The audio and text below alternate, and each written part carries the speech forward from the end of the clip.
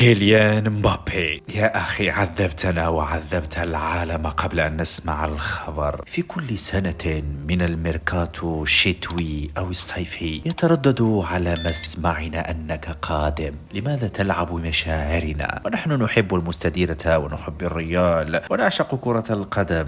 أردناك بيننا، نريدك في سانتياغو برنابيو، نريدك في الهجوم الجارف للميرينغي، نريدك رعدا وبركانا في عالم كرة القدم.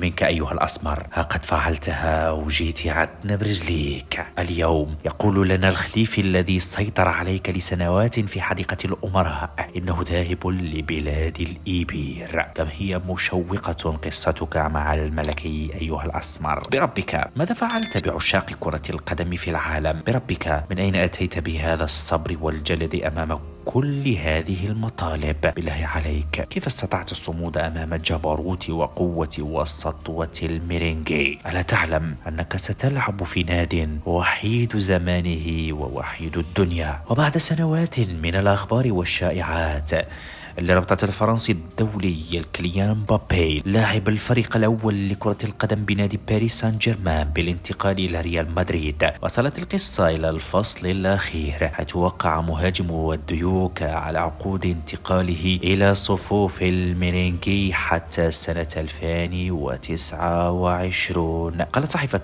ماركا الإسبانية إن كيليان مبابي وقع بالفعل على عقده مع ريال مدريد يمتد حتى 5 سنوات، وذلك بعد فترة من المماطلة بين اللاعب والنادي الإسباني. وأضافت الصحيفة الإسبانية مسؤولو ريال مدريد اتصلوا بممثلي كيليان مبابي في الأيام الأولى من شهر يناير الماضي وسألوا ما إذا كانت الأمور ما زالت كما هو مخطط لها، وكان الرد إيجابيا منهم.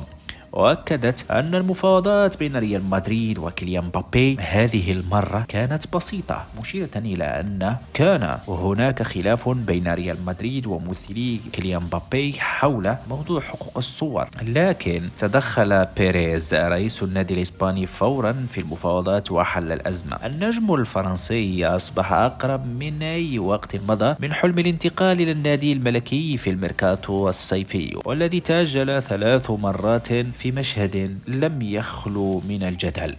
في صفقة من العيار الثقيل سيتم إكمال قطعة المجوهرات الناقصة في مجموعة كارلو أنشيلوتي الثمينة. وحاول باريس سان جيرمان إقناع مبابي بالتوقيع على عقد مدى الحياة لمدة 10 سنوات أو أكثر مقابل الحصول على مليار يورو في عرض خيالي هو الأضخم في تاريخ كرة القدم. إلا أن الهداف الفرنسي تجاهل التحركات الباريزية حتى هذه اللحظة، وكاد هداف الدوري الفرنسي أن ينتقل إلى ريال مدريد مجانا في صيف 2021 لولا الضغوط المتزايدة من جانب إدارة النادي الباريزي لتجديد التعاقد بعقد هو الأكبر في التاريخ في مشهد احتجاج على تدخل سياسي من الرئيس الفرنسي مانويل ماكرون لإقناع مبابي بالبقاء في بارك دي برينس. ولم تخلو من جولات مكوكية بين الدوحة وباريس ومدريد. وحاول بطل إسبانيا التوقيع مع مبابي للمرة الأولى في صيف عام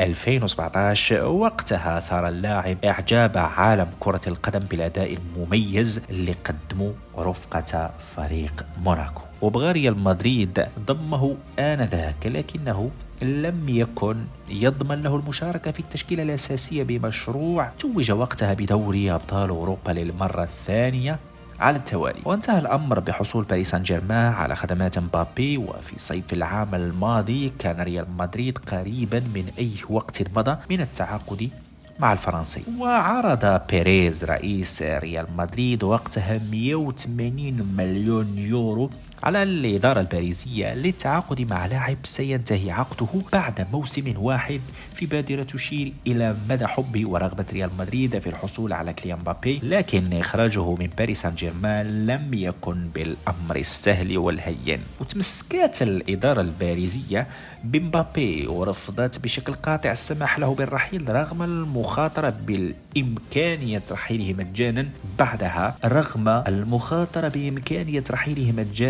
بعدها بموسم. وكان مبابي يرغب في مغادرة النادي الباريسي، وأعرب عن رغبته تلك في عدة لقاءات أجراها بعد أسابيع من فشل عملية انتقاله إلى ريال مدريد. ورغم مخاطرة النادي الباريسي بلاعب من بين الأفضل في العالم، إلا أنه كسب الرهان وظفر بفرصة تجديد عقد مبابي حتى عام 2025. وعندما أدركت إدارة بيريز أنها لن تتمكن من الحصول على خدمات مبابي الصيف الماضي، بدأت في العمل على ضمه مجانا هذا الصيف لقيادة المشروع المستقبلي للفريق. والآن سنرى مبابي في ريال مدريد، وضد من؟ ضد برشلونة.